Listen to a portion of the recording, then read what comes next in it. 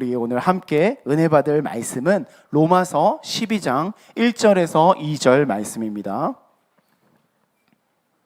로마서 12장 1절에서 2절 말씀입니다. 다 찾으셨나요?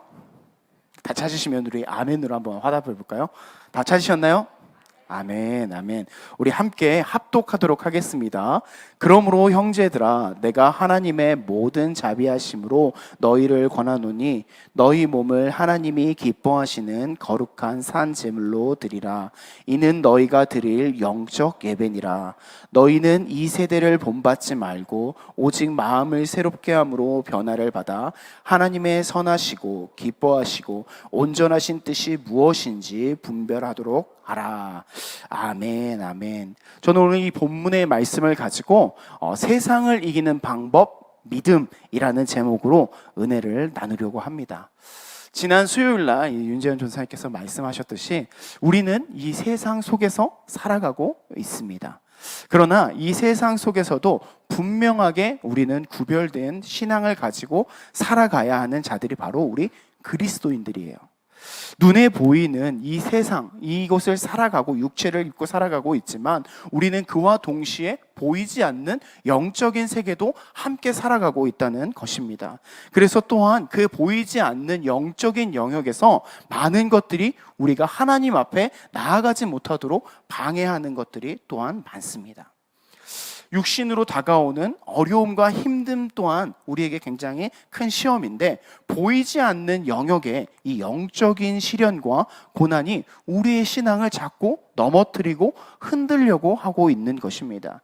이 세상은 이 보이지 않는 세상과 보이는 세상이 분명히 우리에게 존재하는데, 이곳 가운데서 우리는 기억해야 되는 것을 우리를 공격하는 그 세력이 있다는 것입니다. 우리를 붙잡고 넘어뜨리려고 하는 것이 있어요. 우리 안에 있는 이 죄성과 또한 이 공중권세를 잡은 마귀는 어떠한 방법을 써서라도 우리를 유혹하고 시험에 들게 하고 넘어뜨리려고 한다는 것입니다. 그들의 전략, 그들의 방법은 우리를 여러 가지의 방법을 사용하여서 우리를 하나님과 멀어지게 하려고 하는 거예요. 하나님의 음성을 듣지 못하게 하고 우리가 신앙을 세우고 믿음을 세우지 못하도록 우리를 유혹하고 시험을 주고 끊임없이 우리를 공격한다는 것입니다. 그 대표적 여러 가지 이 전략을 써서 사람들을 현혹하고 눈을 가려서 우리가 하나님 앞에 나아가려고 할 때 우리를 자꾸 무너뜨립니다.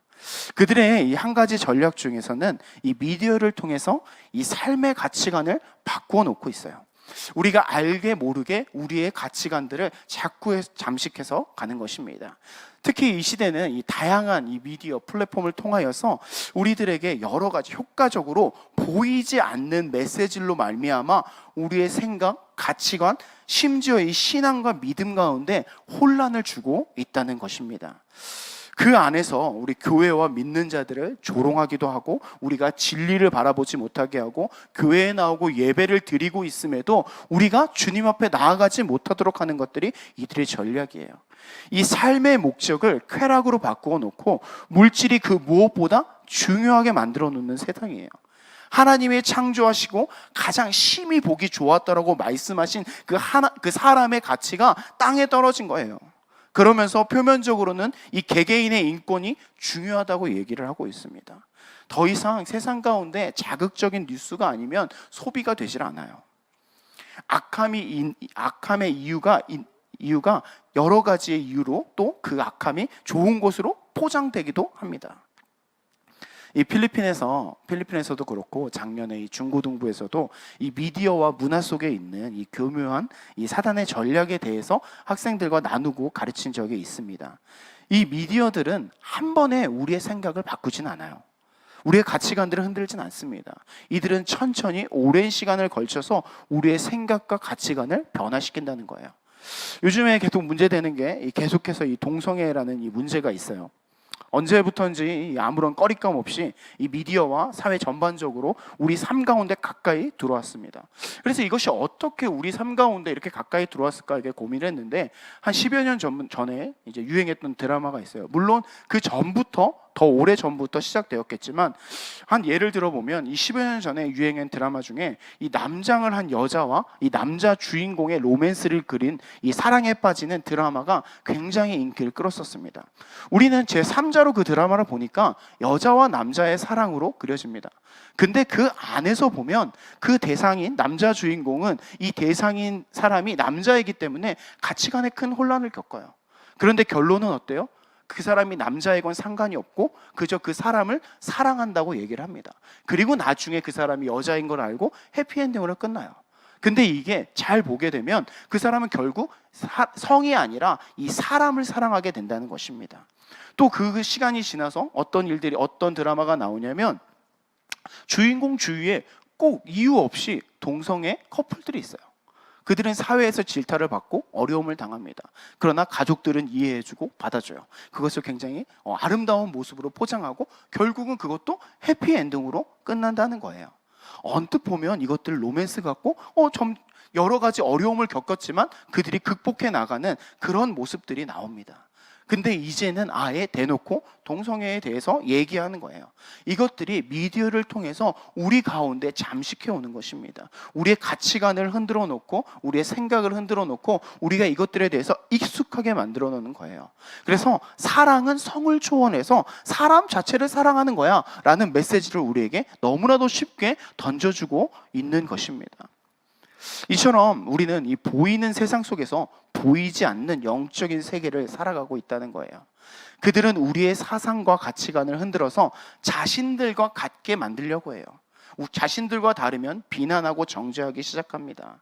전에는 그냥 그들을 존중해줘야 돼 라는 것에서 이제는 이러한 세상이 정한 문화와 가치관을 받아들이지 않으면 마치 이상한 사람이 된 것, 뒤떨어진 사람, 스마트하지 못한 사람으로 만들어가고 있다는 거예요. 심지어 우리가 잘못했다고 얘기하고 있는 겁니다. 믿음으로 세상을 살아가는 이 청소년들과 청년들이 학교와 직장 가운데서 그 믿음을 드러내는 것이 쉽지가 않아요. 세대가 우리의 믿음을 미련한 것으로 만들고 있다는 것입니다. 세련되지 못한 것으로 만들고 있어요. 이러한 때에 우리는 깨어 있어야 됩니다. 이 세상 속에서 숨겨진 영적 전쟁 가운데서 우리는 반드시 승리할 수 있어야 된다는 것입니다. 이 마지막 세대에 우리가 이 수많은 전략과 이 사단의 공격이 가득한 이 세상에서 승리하기 위해서는 우리는 믿음을 더욱 굳건히 세워야 된다는 것입니다. 이 세상을 이길 수 있는 그 승리의 비결이 믿음이라고 말씀을 통해서 우리에게 말씀해 주고 계십니다. 첫 번째로 우리가 볼 것은 우리가 세상을 이기는 방법, 믿음을 세우기 위해서는 먼저는 주님을 사랑해야 합니다. 시대가 아무리 변하고 가치관이 변할지라도 우리의 믿음은 변하지 않는 말씀 위에 세워져야 된다는 것입니다. 시대에 맞춰서 우리의 대상이신 그 하나님을 중심에서 밀어두고 이리저리 바꿔간다면 시대에 맞는 방법들과 전략들이 그 이유와 목적을 따라서 가버린다면 우리의 하나님을 잃어버리는 거예요. 그것들은 아무런 필요가 없는 노력밖에 되지 않는다는 것입니다. 복음을 증거하고 세대 속에서 우리의 신앙을 지켜야 되는 오직 그 한 가지의 이유는 하나님을 우리가 사랑하기 때문입니다. 주님이 우리의 사랑이 되지 않는다면 우리는 믿음을 지킬 필요가 없어요. 우리는 그저 세상에서 말하는 대로 그저 같이 따라가서 변화되면 됩니다. 그런데 우리가 변화되지 않아야 되는 이유는 우리의 주님, 그 주님을 사랑하는 것이기 때문입니다. 우리의 이유가 되신 그 주님이 계시기 때문에 우리는 믿음을 지켜서 이 세대 가운데서도 승리해야 된다는 것입니다. 가나안을 정복한 이 여호수아는 이제 나이가 들어서 이제 죽어갈 때 이 이스라엘 백성들에게 가장 중요한 이 유언을 이렇게 남깁니다. 우리 여호수아 23장 11절 우리 함께 읽도록 하겠습니다. 그러므로 스스로 조심하여 너희의 하나님 여호와를 사랑하라. 이스라엘 백성은 이 수많은 어려움들을 경험했습니다. 이 가나안과 여러 발달된 나라들의 가치관과 문화의 공격도 받았어요. 이 이스라엘 백성이 세상 속에서 승리할 수 있었을 때는 하나님을 사랑할 때였다는 것입니다. 이 모세와 여호수아가 하나님을 사랑하고 그 백성들을 가르침으로 그 백성들이 하나님의 법, 하나님을 사랑했을 때는 그들은 어떤 전투에서도 승리할 수 있었습니다. 그런데 그들이 하나님을 잃어버리기 시작하니까 그들이 가나안을 정복하고 하나님을 알던 장로와 리더들이 사라져 버리니까 그들은 하나님이 아닌 다른 것들을 쫓기 시작해요. 그들의 가치관을 그 세상, 그 가나안 땅의 문화와 가치관을 쫓기 시작하니까 하나님을 잃어버립니다. 그 결과는 그들은 포로된 삶이라는 거예요. 그전에는 어떠한 강대국이 오더라도 그들은 이겨낼 수 있었는데 작은 시험에, 어려움에 여러 나라가 공격하니까 그들은 무너지고 쓰러지고 포로가 되는 인생이 되는 것입니다. 여호수아 23장 7절 우리 함께 읽도록 하겠습니다. 너희 중에 남아있는 이 민족들 중에 들어가지 말라. 그들의 신들의 이름을 부르지도 말라. 그들을 가리켜 맹세하지 말라. 또 그것을 섬겨서 그들에게 절하지 말라. 여호수아는 절대 너희는 세대 속에 들어가서 그들의 신, 그들의 문화, 그들의 세대 가운데 절하지 말라고 얘기하고 있는 것입니다. 그러나 이 하나님을 알던 장로들과 리더들이 죽으니까 이 이스라엘 백성들은 그 말을 잃어버리게 돼요. 우리의 믿음은 이 세대 속에서 속아서는 안 되는 겁니다. 많은 합리적인 것들에게 꽤 괜찮은 방법으로 우리에게 다가와요. 그런데 그 어떤 것보다 하나님을 사랑함으로 말미암아 우리의 믿음을 지켜야 된다는 것입니다. 우리가 믿음을 가지는 이유는 이 세대를 살아가기 위해서가 아니라 하나님을 사랑하기 위함임을 잊어서는 안 되는 거예요. 하나님을 사랑하면 우리의 마음은 새롭게 될 수밖에 없습니다. 세상을 사랑하던 마음이 하나님을 사랑함으로 말미암아 우리 가운데 성령으로 역사하시고 우리의 마음을 변화하게 돼요. 우리의 가치관을 변화시켜 주십니다. 그 전에 바라보고 좋았고 세상을 쫓았던 그 마음들이 하나님을 사랑하니까 가치관이 완전하게 변화됩니다. 전에도 저는 잠깐 나눈 적이 있지만 저는 세상에서 노는 것을 참 좋아했었습니다. 그런데 그 가운데 아픔이 있었고 우연히 그래서 교회에 나갔을 때 이 교회의 친구들의 따뜻함으로 인해서 교회에 다 열심히 다니게 됐습니다. 그렇게 교회에서 만난 친구들을 만나러 이렇게 나가다가 예수님께서 저를 인격적으로 만나주시고는 예수님이 너무 좋아지기 시작했어요. 예수님을 사랑하기 시작했습니다. 그때 당시에 신앙이 잘 자라지 않았을 때고 연약했지만 방법은 몰랐지만 예수님을 사랑하기 시작하니까 과거에 있었던 제 모습들이 점점 사라지기 시작해요. 그 전에 없었던 모습들이 생기는 겁니다. 믿음이 생기고 세대를 본받지 않게 돼요. 악한 것들을 끊게 되고 제 입술에서 악한 말들이 점점 줄어들기 시작합니다. 세상에서 주는 즐거움과 그 쾌락들을 쫓았다면 이제는 하나님을 쫓게 되는 것입니다. 여전히 세상 속에 살아가고 있었지만 저는 그 세대 가운데서 구별되기 시작된 거예요. 물론 그때 당시에는 세상과 친구들의 유혹에 빠지기도 했어요. 그런데 하나님을 사랑하니까 제 안에서 그것들을 이기는 믿음이 자라기 시작하는 것입니다. 하나님을 사랑하니까 말씀을 듣고 싶어졌고 하나님을 알고 싶어졌어요. 하나님을 사랑하니까 큐티를 시작하게 됐습니다. 하나님을 사랑하니까 친구들에게 내가 사랑하는 그 하나님을 전하고 싶어서 견딜 수가 없어졌던 것입니다. 저는 자존심도 굉장히 강한 척을 했었던 사람이었어요. 그런데 하나님을 사랑하니까 이 자존심을 조금씩 내려놓을 수 있게 된 거예요. 세상의 문화들이 저를 더 이상 쥐고 흔들 수 없게 되었던 것입니다. 하나님을 사랑하니까 함께 하시는 성령의 음성에 더욱더 귀를 기울이고 살아가고 싶어졌어요. 우리가 너무나도 또 잘 알고 있는 이 바울은 예수님을 사랑하니까 자신의 것을 다 버렸습니다. 빌립보서 3장 8절 우리 함께 읽겠습니다. 또한 모든 것을 해로 여김은 내 주 그리스도 예수를 아는 지식이 가장 고상하기 때문이라. 내가 그를 위하여 모든 것을 잃어버리고 배설물로 여김은 그리스도를 얻고 라고 말씀하고 계세요. 주님을 사랑하니까 바울이 가지고 있는 모든 것을 배설물로 여기기 시작한 겁니다. 예수님을 사랑하니까 바울은 자신의 이 세대의 이익을 다 내려놓고 떠날 수 있는 거예요. 계획한 것을 모든 것을 내려놓은 것입니다. 바울뿐만 아니라 모든 사도들은 예수님을 사랑하니까 사랑함으로 나아가니까 세상의 어떤 풍조나 문화나 세상의 방법들이 그들을 넘어뜨릴 수 없는 견고한 믿음을 세워지는 것입니다. 우리 주님을 사랑합시다. 다른 세상의 어떤 것들보다 주님을 사랑할 때 우리는 세상을 이길 넉넉한 믿음이 우리 가운데 생기는 것입니다.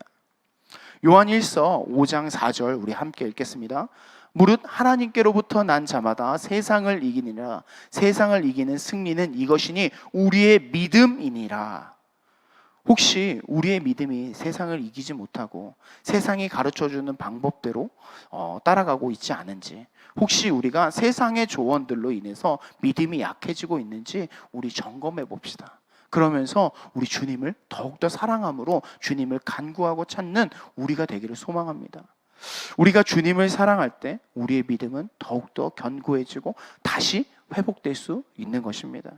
그럴 때 우리는 세상을 이기는 믿음을 소유하게 되는 거예요. 우리가 세상을 살아가고 있지만 우리의 이 세상, 이 땅은 우리가 살아갈 세상은 이 땅, 이 세대가 아님을 기억해야 됩니다. 이 세대의 풍조가 아닌 오직 하나님의 방법대로 살아가는 우리가 되기를 간절히 소망합니다. 두 번째로, 이 세상을 이기는 방법, 믿음을 세우기 위해서는 하나님의 선하시고 기뻐하시고 온전하신 뜻을 알아야 합니다. 하나님의 이 선하시고 기뻐하시고 온전하신 뜻은 우리를 향한 뜻임을 우리는 기억할 수 있어야 돼요. 하나님께서 우리에게 주신 이 66권, 이 성경의 모든 내용의 결론은 하나님의 뜻을 우리에게 향하고 있다는 것입니다. 우리가 어떻게 하나님을 사랑하고 하나님께 예배하고 하나님께 나아가야 되는지 이 성경은 그 포커스가 우리에게 맞춰져 있다는 거예요. 그만큼 하나님께서는 우리를 사랑하시는 분이십니다. 사랑하시기에 그의 자녀들인 우리들에게 하나님의 가장 좋은 것을 주기 원하시는 거예요. 그 가장 좋은 것, 바로 예수 그리스도를 우리 가운데 보내시고 성령을 보내주신 것입니다. 우리가 이 세대 가운데서도 하나님을 붙들 수 있는 그 믿음을 우리에게 허락해 주신 것입니다. 이 하나님의 선하신 뜻은요, 이 죄의 종이었던 우리를 다시 하나님의 자녀로 회복시키시는 것입니다. 하나님의 선하신 뜻, 죄인인 우리를 그저 안아주시면서 사랑하시기에 우리에게 예수 그리스도를 보내주셨어요. 하나님의 선하신 뜻은 이 시대의 풍조나 우리가 죄인이고 얼마나 연약한지를 집중하고 계시지 않습니다. 얼마나 세상 가운데서 또한 우리가 뛰어나고 능력 있는 자인지를 집중하고 있지 않다는 거예요. 하나님의 포커스, 하나님의 선하신 뜻은 우리를 사랑하시고 우리를 회복시키는 것에 있다는 것입니다. 요한복음 10장 10절 우리 함께 읽도록 하겠습니다. 도둑이 오는 것은 도둑질하고 죽이고 멸망시키려는 것뿐이요 내가 온 것은 양으로 생명을 얻게 하고 더 풍성히 얻게 하려는 것이라. 하나님께서 우리 양인 우리들에게 목자를 보내주셨어요. 양은 목자 없이는 생존할 수 없고 살아갈 수 없는 동물입니다. 그 양에게 목자는 너무나도 중요해요. 그 양에게 목자를 보내주셨다는 것은 생명을 주셨다는 것입니다. 그래서 오늘 이 말씀에서 양으로 생명을 얻게 하고 더 풍성히 얻게 하려는 것이라고 말씀하고 계시는 것입니다. 목자를 주신 그 주님의 선하신 뜻을 기억하며 우리는 주님께 나아가는 삶을 살아야 되는 것입니다. 내 안에 연약함과 죄악이 가득할지라도 하나님의 포커스, 하나님의 선하신 목적은 우리를 살리기 원하시는 거예요. 그 주님의 뜻을 붙잡고 나아가야 되는 것입니다. 우리는 이 선하신 하나님의 목적을 분별함으로 나아가야 되는 거예요. 변치 아니하시는 그 주님이심을 기억하면서 우리의 믿음의 연약함 또한 아버지의 선한 뜻에 기대서 나아가야 된다는 것입니다. 우리는 연약한 존재입니다. 때때로 넘어지고 쓰러지고 죄짓습니다. 열심히 예배드리고 은혜 받지만 넘어질 수밖에 없는 존재가 바로 우리라는 존재예요. 때때로는 하나님이 주신 사명을 잃어버리기도 하고 비전을 잃어버리기도 합니다. 하나님이 보내신 곳 가운데서 그 자리를 잃어버리기도 해요. 그러나 하나님의 선하신 뜻은 우리를 회복시키시는 것임을 우리는 기억해야 합니다. 다시 쓰러진 내 모습, 일어나지 못할 수도 있어요. 반복되고 또다시 반복되는 죄악들, 그 넘어진 내 모습에 우리는 실망할 수도 있습니다. 그러나 하나님의 선하신 뜻을 기억하면서 우리는 주님 앞으로 나와야 된다는 것입니다. 그 믿음을 붙잡고 주님이 선하신 주님의 뜻을 분별하는 우리가 되기를, 그래서 그 주님을 붙잡고 다시 일어나기는 우리가 되기를 소망합니다. 우리에게는 늘 신앙적인 위기가 찾아와요. 저도 이 필리핀에서 위기에 몇 번 찾아왔었습니다. 늘 찾아오는데 이 사람과의 관계에서, 나라는 실존의 문제에서 이 사역과 비전에 있어서 위기가 찾아올 수 있습니다. 그런데 그럴 때마다 항상 오는 공격이 바로 이 마귀의 참소예요. 넌 안 돼. 넌 할 수 없어. 포기해. 널 미워해. 사람들이 널 좋아하지 않아. 너도 네가 얼마나 악한지 잘 알잖아. 죄인인 거 알잖아. 그 수많은 참소가 제 심장 가운데 꽂혔어요. 그래서 쓰러집니다. 넘어집니다. 일어나는 것이 너무 쉽지가 않아요. 그런데 선하신 하나님의 뜻이 우리에게 향해 있으니까 하나님은 우리를 다시 일으켜 세워주시는 것입니다. 그래서 우리는 이러한 참소를 두려워할 필요가 없어요. 하나님도 우리가 얼마나 죄인인 거, 우리가 얼마나 연약한 존재인 거 다 아신다는 것입니다. 분명한 이 하나님의 뜻은 끝까지 나를 사랑하신다는 거예요. 그런데 마귀는, 세상은 그렇지 않아요. 안 된다고 얘기합니다. 우리에게 가능성이 보이지 않으면 그냥 떠나버리고 우리를 쓸모없는 사람으로 취급합니다. 우리는 우리만 아는, 나만 아는 연약함들 있습니다. 애써 피하고 마음속에서는 괜찮다고 깊은 곳에 묻어놓는 그런 영역들이 있어요. 어렸을 때 받은 상처일 수도 있고, 죄를 짓고 넘어진 영역일 수도 있고, 그 죄를 회복하지 못하고 아직 해결되지 못한 연약함들일 수 있습니다.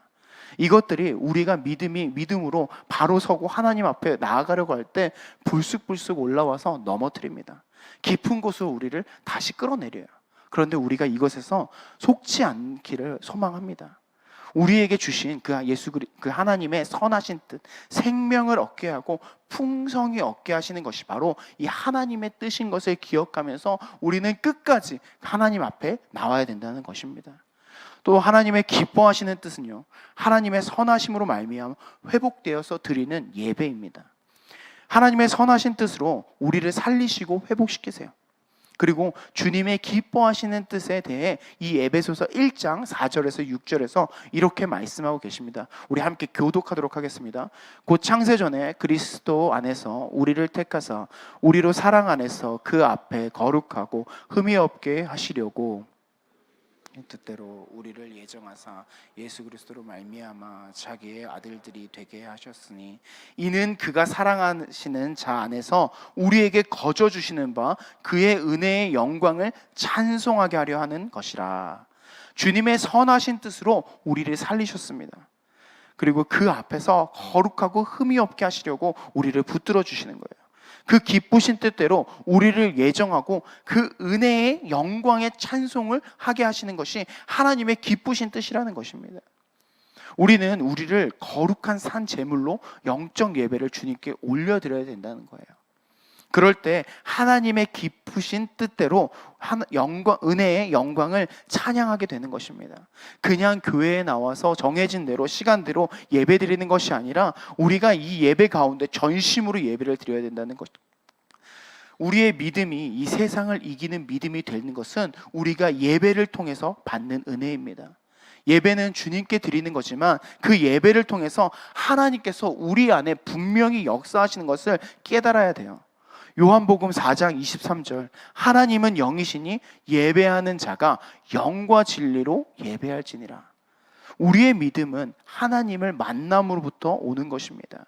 우리가 마음과 정성을 다해 예배할 때 하나님께서는 우리를 만나주세요. 하나님은 우리를 기다리고 계십니다. 우리를 인도하시고 우리가 정말 이 예배 가운데 영과 진리로 예배할 수 있도록 우리를 이끌어 주십니다. 그리고 우리가 그 영과 진리로 하나님 앞에 나올 때 하나님께서는 우리를 회복시키시고 우리를 만나주시고 우리를 일으켜 세워주시는 것입니다. 그러하기에 우리는 예배 가운데 모든 예배 가운데 기대함으로 하나님 앞에 나와서 예배해야 되는 것입니다. 그럴 때 우리를 일으키시고 도우시는 하나님께서 우리를 붙들어 주세요. 내가 하나님을 사랑해서가 아니라 하나님께서 먼저 우리를 사랑하셔서 우리 가운데 있기에 우리는 예배할 수 있는 것입니다. 요한일서 4장 19절에서 이렇게 말씀하고 계세요. 우리 한 목소리 함께 읽도록 하겠습니다. 우리가 사랑함은 그가 먼저 우리를 사랑하셨습니다. 하나님이 먼저 우리를 사랑하셨기에 우리는 주님 앞에 나아갈 수 있는 것입니다. 우리를 사랑하신 그 주님을 사랑함으로 말미암아 우리는 주님 앞에 나아가는 거예요. 저는 교회 안에서 열심히 할 생각도 신앙을 가지려고 하지도 않았습니다. 처음에는. 그런데 주님께서 예배 가운데서 저를 만나주시고 저를 붙들어 주시니까, 제 안에 들어오시고 저를 만져주시니까 그 예배 가운데서 주님을 인격적으로 만나기 시작한 거예요. 혹시 우리 안에 이 주님을 만났던 그 예배가 식어 있다면, 그 마음이 식어 있다면 다시 이 뜨거운 예배와 경험을 회복하기를 간절히 소망합니다. 혹시 아직 그 인격적으로 주님을 만나지 못했다면 우리 안에 간절한 소망함으로, 기대함으로 주님 앞에 나와 예배할 때 주님께서는 우리를 반드시 만나 주십니다. 그 믿음으로 말미암아 기뻐하신 뜻 하나님 앞에 나아가 예배하는 우리가 되기를 소망합니다. 하나님의 뜻의 초점은 항상 우리 가운데 있습니다. 그것을 기억하셔야 됩니다.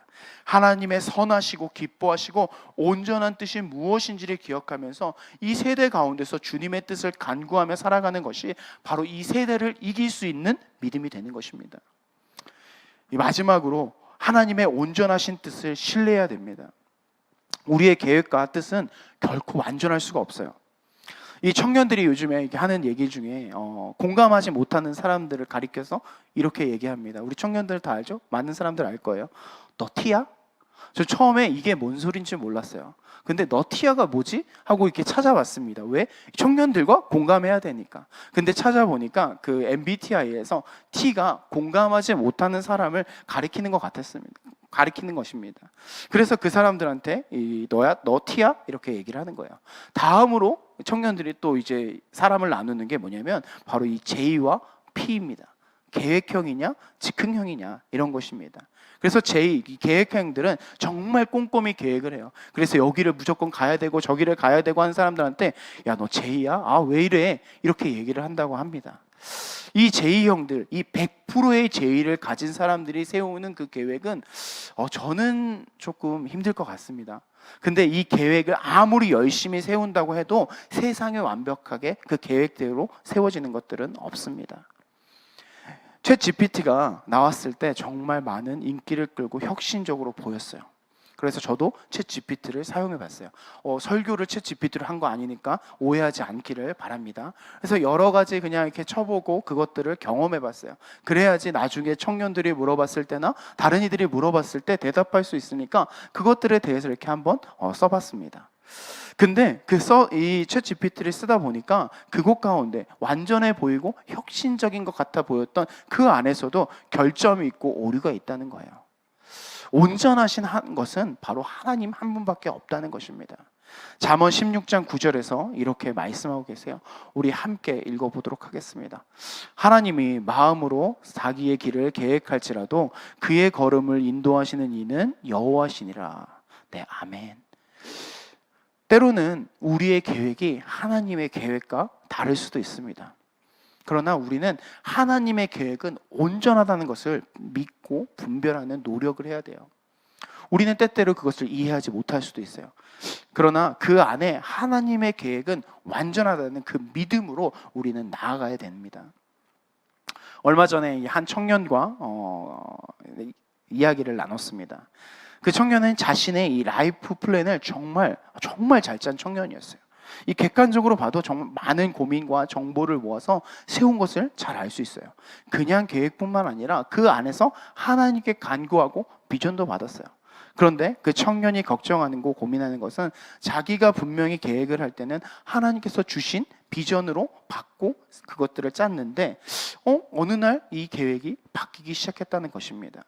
그러면서 그럼 자신이 받은 비전, 이것이 하나님의 비전이 아니었는지 걱정하고 염려했었습니다. 때로는 우리가 하나님이 주신 비전이 계획이 맞는지 묻기도 하고 염려하기도 하고 걱정하기도 합니다. 우리는 여기서 이 사도 바울을 볼 수 있어야 돼요. 이 사도 바울은 그 누구보다 어떤 100% 제의보다 완벽하게 아시아 선교와 계획을 잘 준비했을 거예요. 하나님의 비전, 이 구원 사역을 위한 계획이었기 때문에 준비하는데도 분명히 기도하며 성령이 이끄신 대로 나아가려고 준비했을 것입니다. 그런데 하나님은 그 한순간에 그 길을 바꾸셨어요. 그럼 바울은 하나님의 음성을 듣지 못한 자입니까? 아닙니다. 바울은 예수 그리스도의 음성을 분명히 듣고 순종함으로 바로 그 계획을 수정해서 마게도냐로 떠났습니다. 그는 즉시 하나님께 순종한 거예요. 왜냐하면 하나님의 계획이 온전하다는 것을 분명히 알고 있었기 때문에 그 길을 따라가는 것입니다. 우리 삶 속에서도 기도하면서 준비한 일들과 삶이 있을 수 있어요. 그러나 하나님은 그것을 갑자기 방향을 바꾸실 수도 있고 우리가 생각하지 못한 길로 인도하실 수 있다는 것입니다. 저는 필리핀에서 대학을 나왔습니다. 혹시 제 필리핀 전공을 아시는 분이 계실까요? 저는 경영학을 전공했어요. 의외죠. 네, 경영학을 전공을 했습니다. 왜 경영학을 전공했냐면 이것은 100% 하나님께서 주신 비전 때문에 저는 경영학을 선택했던 거예요. 그리고 열심히 대학교를 다녔어요. 앞으로 어떻게 하나님께서 주실 이 사명들과 비전들을 세워가야 할지 그것들을 고민하면서 나갔습니다. 그런데 하나님은 제가 받았던 사명과는 다른 길로 저를 다시 부르셨어요. 바로 하나님의 이 부르심입니다. 저는 분명히 하나님께 받은 비전이 있었기 때문에 이것이 내가 잘못 드린 거야 라고 해서 아무에게도 나누지 않았어요. 그냥 내가 생각한 거고 내가 잘못 들은 하나님의 그냥 그런 거야 라고 생각을 했어요.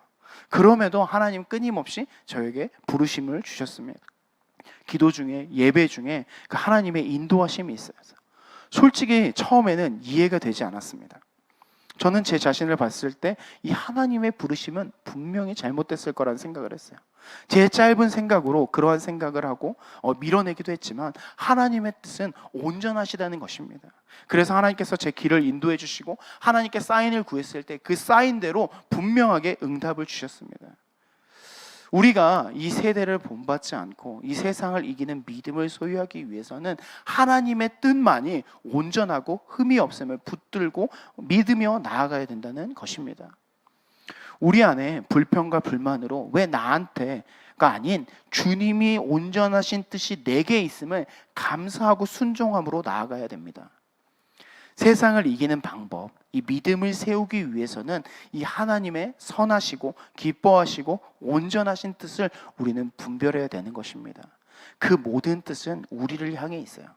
우리가 믿음을 하나님의 뜻과 바라보시는 곳을 향해서 세워가야 된다는 것입니다. 우리의 믿음은 세상 가운데 있지 않습니다. 우리의 믿음은 분명히 하나님 가운데 있어야 돼요. 우리가 보이는 세상 가운데 살아가지만 우리의 믿음은 분명한 신앙을 가지고 하나님을 바라보고 있어야 된다는 것입니다. 마태복음 14장 29절에서는 이 베드로가 무리를 걸은 사건을 우린 너무나도 잘 알고 있습니다. 이 베드로가 그 동공에 예수 그리스도가 있을 때는 물에 빠지지 않았어요. 예수님 앞으로 걸어 나갔습니다. 그런데 파도가 치니까 즉 세상이 그의 눈에 들어오니까 다시 바다로 빠지게 된 것입니다. 우리의 눈에 하나님의 뜻을 우리의 눈이 하나님의 뜻을 바라볼 때는 우리는 무리를 걸을 수 있습니다. 그러나 우리의 시선이 이 하나님의 뜻이 아닌 세상의 기준과 그 뜻을 바라볼 때는 결국 물속에 빠질 수밖에 없는 것입니다. 말씀을 맺기를 원합니다. 믿음을 드러내는 것뿐 아니라 이 믿음의 본질까지도 우리를 흔드는 게 바로 이 세대예요. 청소년들이 학교에서 자신의 신앙이 드러내는 것이 마치 미련한 것이라는 취급을 받는다는 소리를 들었습니다. 그들이 부끄럽게 만든대요. 교회를 다니고 열심히 하는 거 너무나도 당연한 건데 교회를 다니는 친구들조차 너 왜 그렇게 열심히 하냐고 핀잔을 주기도 한다고 합니다. 질책하는 것입니다. 그것이 바로 이 세대예요. 여러 가지의 미디어들과 사상들이 우리의 눈을 가리고 있다는 거예요. 교회 열심히 나와야 됩니다. 예배 열심히 드려야 돼요. 하나님 안에서 비전을 가지고 신앙을 세워서 세상 가운데 나아가야 되는 것입니다. 그런데 그것이 미련하다고 해요. 스마트하지 못하다고 합니다. 적당히 타협을 하라고 말하기도 합니다. 남에게 피해를 주지 않는 믿음이 마치 좋은 믿음인 것처럼 얘기를 해요. 시대가 바뀌었으니 적당히 신앙을 타협해서 다른 이도 존중해야 된다고 얘기하고 있습니다. 내가 믿는 것도 중요하지만 다른 종교도 중요하니까 다른 이들도 중요하니까 존중해야 된다고 얘기를 하는 것이 이 세대입니다. 우리는 이러한 세대를 본받아서는 안 됩니다. 사람을 사랑하고 존중해 줄 수 있지만 우리의 믿음과 신앙은 그 가치관과 세대를 본받아서는 안 된다는 거예요. 미디어와 세상의 가치관과 세대에 속으면 안 됩니다. 신앙으로 이 보이는 세상인 이 땅에서 살아가는데 세상은 이 신앙조차 자기들에게 맞추라고 하는 것입니다. 그러하기에 우리는 이 신앙의 본질 되시는 주님을 사랑하고 붙들고 나아가야 되는 것입니다. 우리의 믿음은 적당히가 없습니다. 적당히 천국에 갈 수가 없기 때문이에요. 세상은 믿음이 좋은 사람들에게 이렇게 많이 얘기합니다. 굳이 그렇게까지 해야 돼? 그렇게 하는 것이 하나님이 기뻐하실 것 같아? 그렇게 해서 선교 가는 게 하나님이 기뻐하실 것 같아? 많은 얘기들이 옵니다. 안티 크리스천뿐만 아니라 자칭 믿는다고 하는 많은 사람들이 더욱더 믿음의 본질을 보지 못하게 우리를 현혹합니다. 말씀 안에 세운 신앙이 아닌 다수의 목소리, 세상의 규범이 더 중요하다고 말하는 이 세상의 잣대를 깨버리고 우리는 우리의 믿음은 세상을 이기는 믿음, 하나님 안에 세우는 믿음이 되어야 된다는 것입니다. 세대의 가치관으로 우리를 조롱하고 미련하다고 욕할지라도 우리는 그것을 뛰어넘는 믿음, 세상을 이기는 믿음을 소유해야 됩니다. 우리 눈을 낮춰서 세상을 바라보지 맙시다. 우리의 믿음을 낮추지 맙시다. 우리가 세상 속에 들어가서 복음을 증거하고 선한 영향력을 드러내야 되는 것 분명히 맞아요. 그러나 그것은 우리의 믿음으로 말미암아 행해져야 되는 것입니다. 우리 안에 성령님이 역사하심으로 그 신앙이 전해져야 돼. 그 복음이 전해져야 되는 것입니다. 세상의 요구에 따라서 우리의 믿음과 복음을 조절해서는 안 되는 것입니다. 세상 속에서 수많은 소리들과 가치관들이 우리를 엄습하고 우리를 붙들고 우리를 흔들려고 해도 우리의 신앙은 예수 그리스도 하나님 안에 세워야 되는 것입니다. 예수님을 못 박은 유대인들은 바라바를 풀어달라고 진리이신 예수 그리스도를 죽이라고 소리치며 자기들이 옳다고 하는 그들과 같이 이 세대가 진리가 아닌 내가 편한, 내가 좋은, 내가 높아지는 것이 진리인 것처럼 얘기하고 있는 것들을 우리가 따라가고 있지 않는지 우리 돌아보기를 간절히 소망합니다. 세상을 이기는 방법, 믿음, 먼저는 하나님을 전심으로 사랑하길 소망합니다. 그럴 때 우리는 사랑하는 그 주님 안에서 우리의 믿음을 세울 수 있는 것입니다. 그리고 우리는 하나님의 선하시고 기뻐하시고 온전하신 뜻을 알아 붙잡아야 돼요. 주님의 뜻 우리를 향해 있습니다. 나의 부족함, 나의 연약함 또는 나의 뛰어남과 나의 부족함이 아니라 오직 주님께 있음을 우리는 기억하며 나아가야 되는 것입니다. 마귀의 참소에 속지 않으시기를 소망합니다. 그러면서 하나님 안에 나와 이 예배 가운데서 주님을 만나시는 우리가 되기를 간절히 소망합니다. 아멘. 우리 이 시간 이 찬양 함께 고백하시고 기도하겠습니다. 우리 가운데 하나님의 역사하심, 하나님의 나라가 임하기를 소망하며 고백하시겠습니다. 이곳에 임하신 이곳에 임하신 하나님 나라 가난한 마음으로 바라보리라. 먼저 그 나라 그 뜻 구하며 나의 삶 드리리. 우리의 삶을 드리길 소망합니다. 주님이 맡기신 하나님 나라 믿음의 눈으로 바라보리라. 하늘의 뜻이 이 땅 가운데 완성될 그날까지 믿음 다여 그 위에 서리라. 하나님의 나라는 무너지지 않으리. 믿음 다하여 그 나라 세워가리라. 주님 우리 고백하시면서 처음부터 다 함께 찬양하시겠습니다. 이곳에 임하신 하나님 나라 가난한 마음으로 바라보리라. 먼저 그 나라 그 뜻 구하며 기뻐하며 나의 삶 드리리.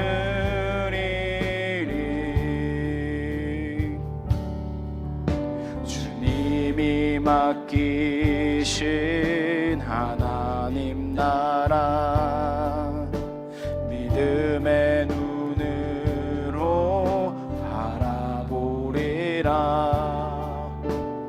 하늘의 뜻이 이 땅 가운데 완성될 그날까지 믿음 나하여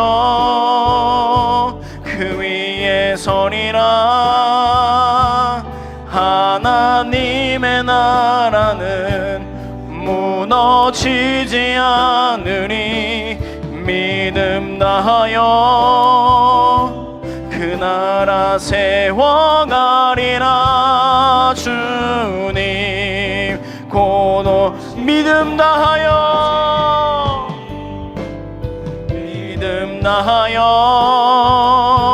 그 나라에 서리라. 하나님의 나라는 무너지지 않으니 믿음 다하여 그 나라 세워가리라. 주님 곧 오실 때까지. 우리 이 시간 말씀을 놓고 기도합시다.